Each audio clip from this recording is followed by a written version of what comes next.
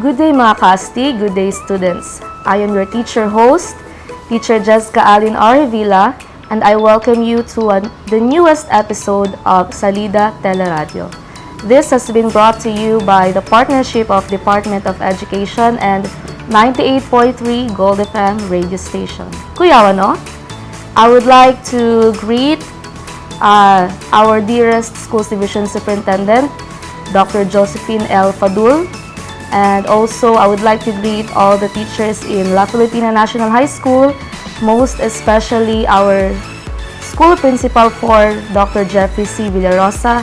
And I would also like to greet our master teachers in MAPE Department, Sir Reggie Pilimsan and Ma'am Ruchel Villanueva. And also to everyone who is tuning in right now, mga kaasti, good afternoon.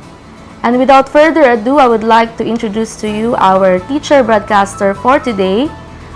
He is a grade 8 MAPE teacher in La Filipina National High School, and he is a very talented musician and also currently the assistant brass band coordinator of our school. So, help me welcome the ever-dynamic and the ever-charming Teacher Dan Arvin V. Almero. Thank you so much, Ma'am Jess, for the very humble introduction. Again, good morning to everyone. Welcome to another episode of our TeleRadyo diri sa La Filipina, basta La Filipina, Cuyao. This time, we will have the MAPE 8, okay? Our topic for this morning is all about music under Lesson 3 of MAPE, Music of Israel, okay? Before we go on to our main topic, we will have to introduce our objectives for this lesson. Our lesson objectives for this lesson is letter A. We have to identify the different characteristics of vocal and instrumental music of Israel. Letter B. We need to relate the music of Israeli people to their culture. And letter C. Sing the vocal music from West Asian countries, specifically Israel. Now, before we go on to our topic, I want to evaluate or assess your prior knowledge for this topic. Now, we will have our pre-assessment. Get ready your pen and paper, mga students, mga kaastig na naminaw diya. Labaw na sa mga estudyante na to sa La Filipina National High School. Kamong naminaw diya, kamutanan. Okay, let's have our pre-assessment. Okay, let's have our question number 1. What division of Jewish music attributes Sabbath and other holidays? Letter A, secular. Letter B, devotional. Letter C, rhythm. Letter D, vocal. I will give you 5 seconds to answer. Yan, very good. The correct answer for this question is B, devotional. Let's have number 2. What division of Jewish music that uses instrumental and vocal music and is used for passage event? Letter A, rhythm.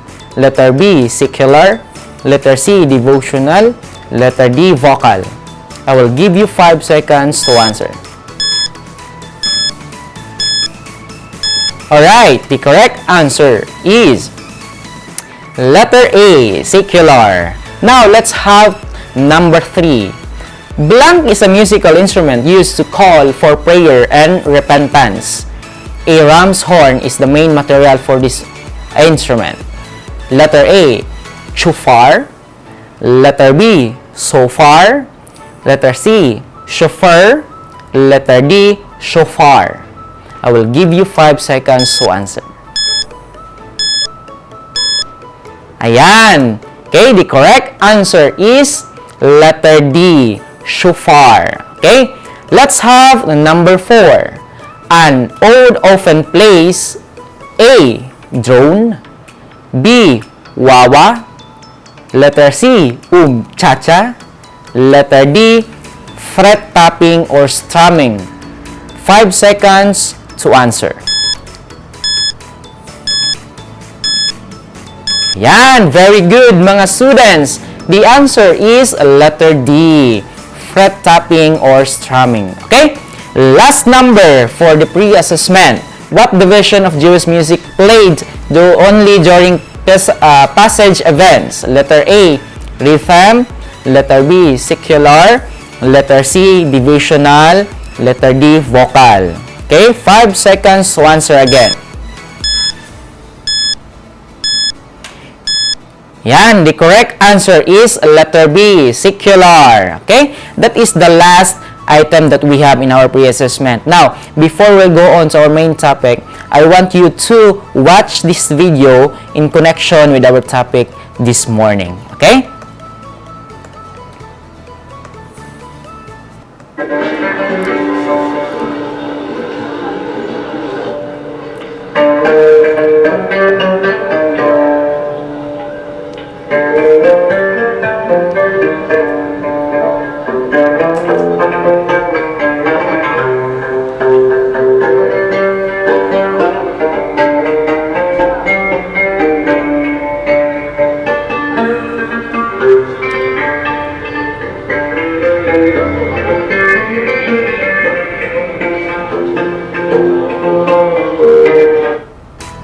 Alright, so this video is all about a very famous instrument under Israel. Okay, later on we will discuss that instrument. Okay, let's go on to our main topic for this morning. Okay, our main topic again is the music of Israel. Now, before that, we will discuss the brief historical background of Israel first. Now, Israel country is a country. Ito yung lugar or the scope of the country of Israel, and the flag. Okay, this is the image of the flag of the Israel, and Israel have the capital city, which is the Jerusalem. The largest city of Israel is again the Jerusalem, and the official language of Israel is Hebrew or Arabic. Okay? Siguro mga kaastig is 70% of the people living in Israel is more on related to religion in Islam. Okay? Arabic ang ilahang language. Okay? Next, we have the demo name. What is the demo name of Israel? We have Israele. Okay? When we say Israele, it is particular on a person or living on Israel. Currency, we have shekel, and religion is Judaism. Okay? 74.8% ang nagpuyo sa Israel is more on Judaism. Okay? Next slide, we have Israel is the music of West Asia is modal. Okay? When we say modal is monotonous. Okay? Harmony is not emphasized, but rather includes salient features such as melodic complexity and ornamentation. And West Asian music is commonly used during communal worship, okay, in mosque and church. Okay. Next is for mystic rituals, Sufis or Hasidic. Okay. And life passage events like weddings, bar mitzvah, bat mitzvah, and anniversaries, and birthday. Okay, those are the under life passage event. And of course, their music is used in entertainment, especially belly dancing and folk dancing. Okay, those are the brief historical background of the Israel. Now let's go to vocal music of Israel. Vocal music of Israel. Israel singers have distinctive vocal style. Ano itong distinctive vocal style? Okay, they sing with guttural and throaty enunciation.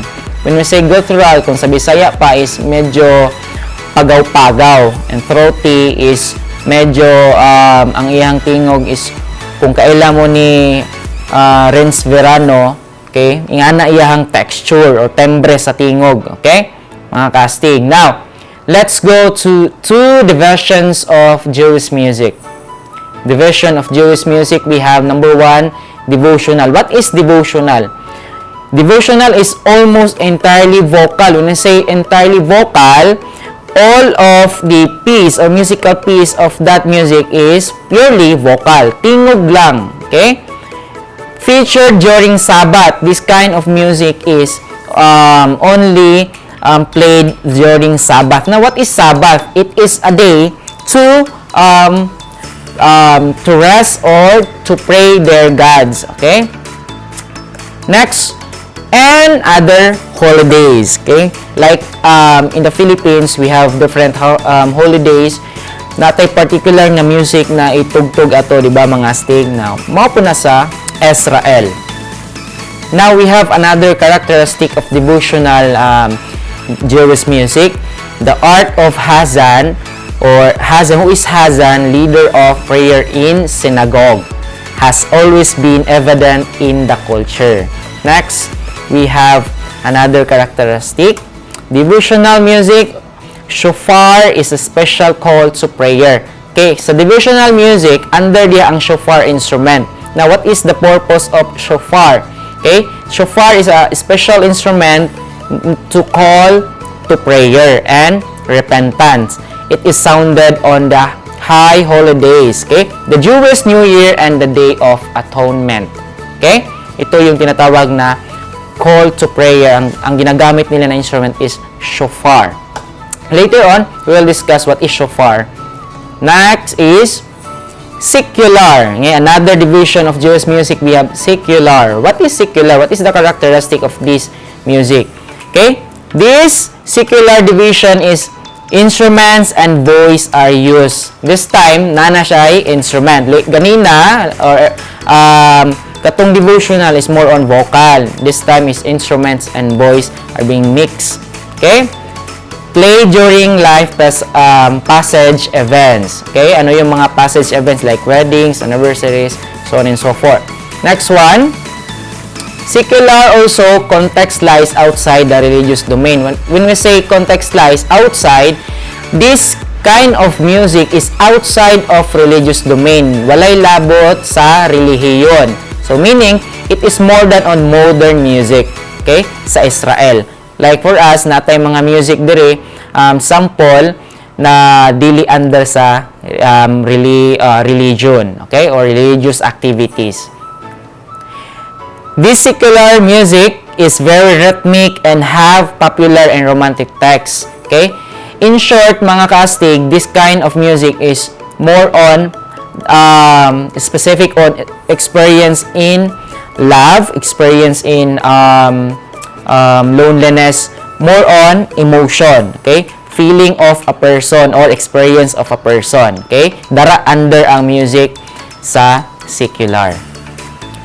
Okay? Those are the vocal music or the characteristic of vocal music in Israel. Now, let's go to instrumental music. Okay? Ito na yung sinasabi ko kanina, yung we will discuss all about shofar and another instrument. Okay? Hora, a dance that often has strong offbeats and asymmetric meters, uses accompaniment of the different instrument in Israel. When we say offbeats, okay, wala siyang sinusunod na tempo. Wala siyang time signature. Okay? Time signature, tempo na ginasunod na to sa music. Okay? Ang instrument of Israel, more on nag-accompany or nag-accompany of this kind of dance, which is this hora. Accompaniments of this music in Israel, we have the different instrument, okay? The division of instrument. We have lute. Lute is similar to Philippine bandurria, okay? Under siya sa string instrument. Next, we have laud or lod, okay? Similar to Indian sitar. Next one, we have darbok, a goblet drum, okay?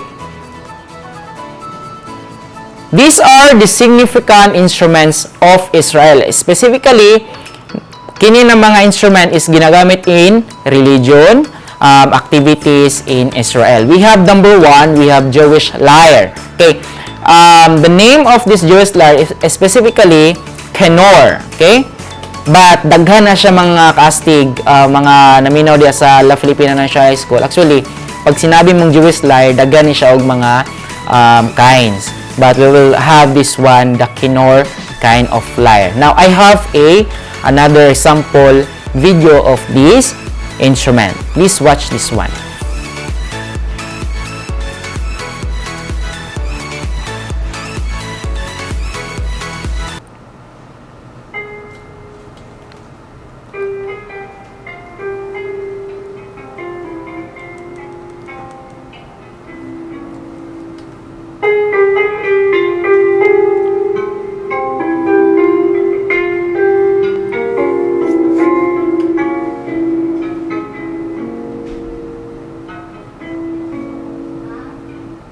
Okay, that is the Jewish lyre. Next one, we have the psalterion. Okay, psalterion is a kind of a string instrument. Kanina po, ang lyre is a string instrument. Now, this is the audio clip or video clip of psalterion.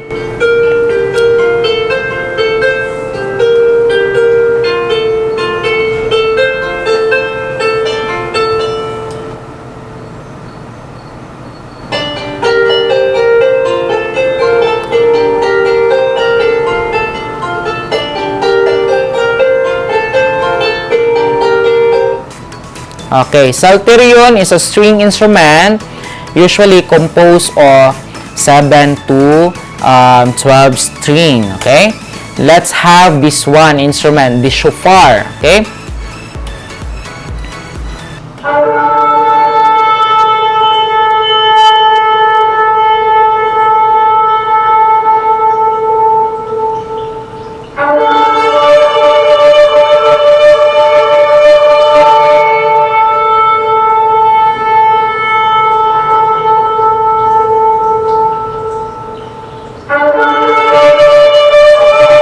ayan, that is shofar. Shofar is made by ram's horn. Now, kanina, sinabi ko, the purpose of shofar is to call a prayer. Now, sa ato mga Christian or Roman Catholic specifically, what is the sign or ang hudyat para mag-start ng misa? Okay, very good. Ang bell sa simbahan. Okay? Parehas po na sa shofar.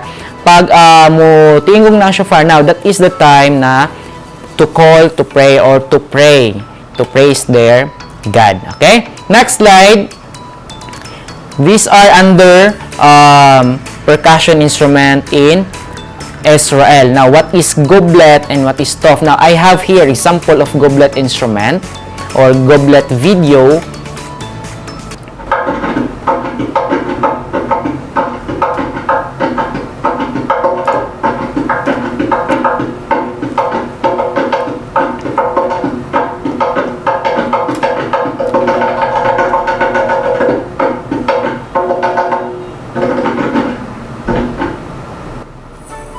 Ayan, that is the goblet instrument. Goblet instrument or percussion instrument is a single-headed drum. Okay, we have this one, another instrument. Under percussion instrument in Israel, we have tof.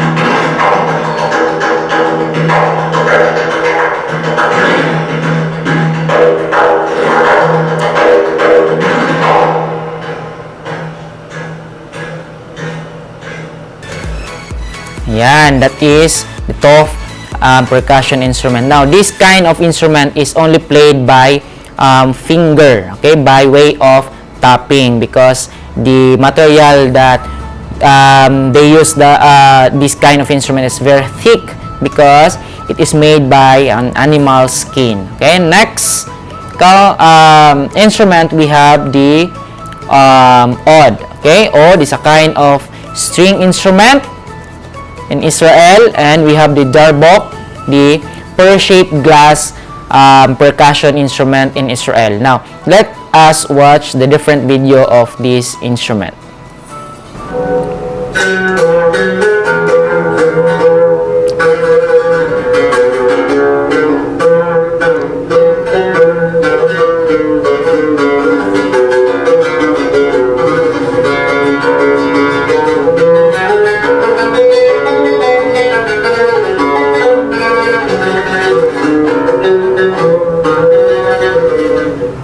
Ayan, that is the oud instrument. Now, this kind of instrument is under string. Usually, the string, it comprises 12 to 14 string. It depends to the size of the instrument. Now, let's have this kind of instrument, darbok.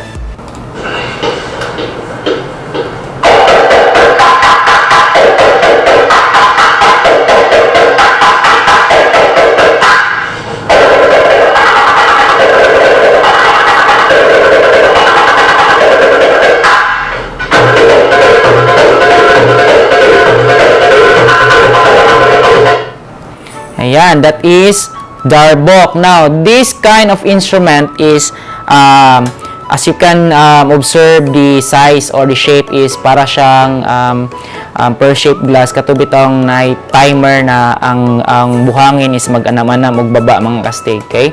Diya siya gi-hambing. Now, the material that used this one is, I think more on leather or more on, nowadays is more on plastic. Okay, next one. Now, for your activity, you need to sing kind of vocal music in Israel. Now, I will play the video later on, but before that, please you need to read this direction. Say, engagement of direction. You need to perform the vocal music entitled Zoom Gali-Gali with an accompaniment using an improvised instrument in front of your family members. Example, ano yung mga improvised instrument na meron sa bahay? A pair of stick, okay? Tapping using spoon and fork, or anything you can see in your house that can produce sound, okay? Ay lang po itong martilyo, ha? Next, and you need to study and analyze the sample rubrics. Okay, we have rubrics given below to rate your performance. Ask your guidance or members of the family to rate your performance. No need to magtog silingan para sila'y mo rate. Muha na lang mama, kuya, auntie, suon, dara. Okay? How to pass the video. Asa siya ipasa, just send to me directly to my Facebook account. Okay? Dan Arvin. Okay? Send the video to my messenger, and then we have the corresponding points of that. Okay, 50 points, 40 points, 30 points, 20 points, 10 points, and 5 points. The characteristic of the rubrics is we have the tempo, steady beat, rhythmic pattern, rest rhythm, overall rhythm. Okay, study that one. Screenshot lang or picturein na lang diya mga kastig. Okay, now this is the vocal music that I want you to perform. Please watch this one.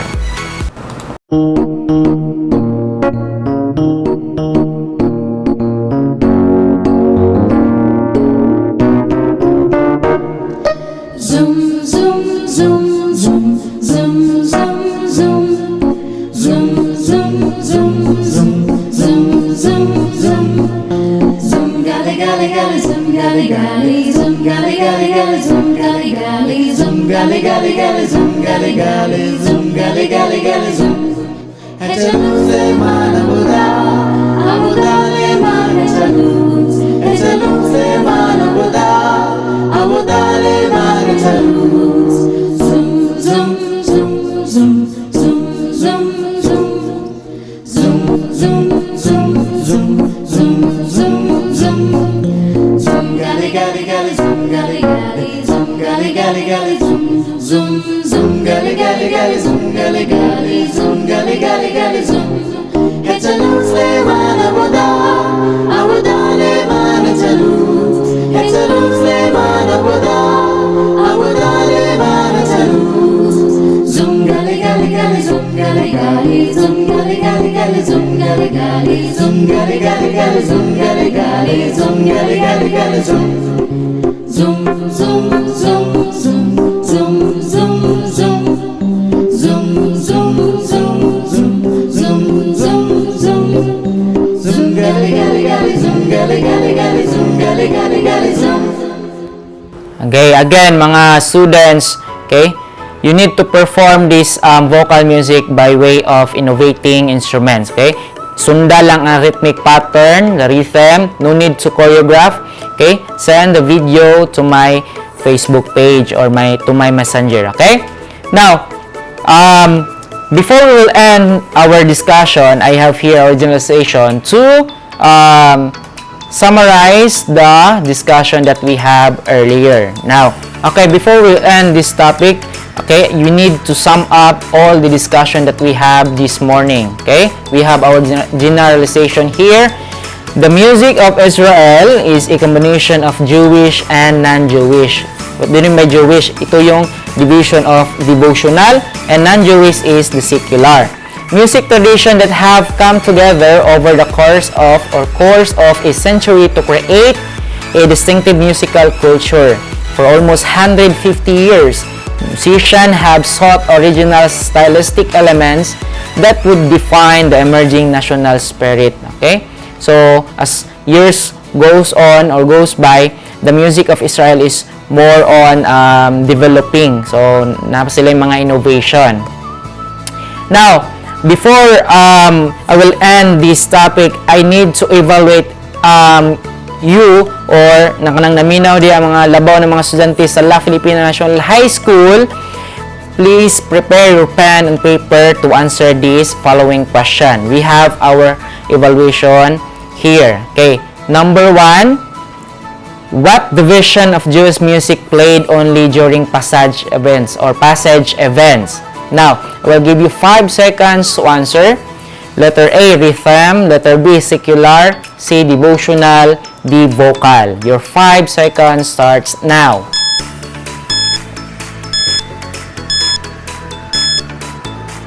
Very good. The correct answer is B, secular. Okay?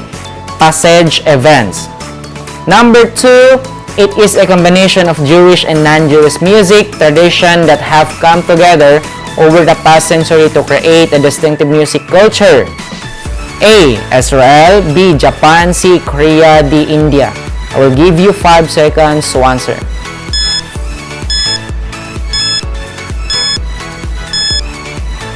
Okay, the correct answer is letter A, Israel. Let's have number 3. It is an element of music that has throaty and guttural voice. Letter A, harmony. B, timbre. C, texture. D, chord. 5 seconds starts now.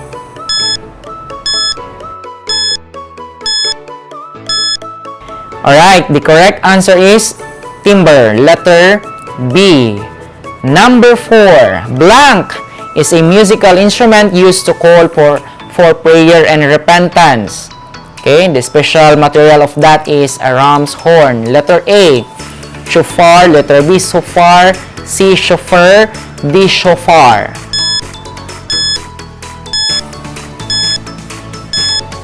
Alright, the correct answer is letter D, shofar.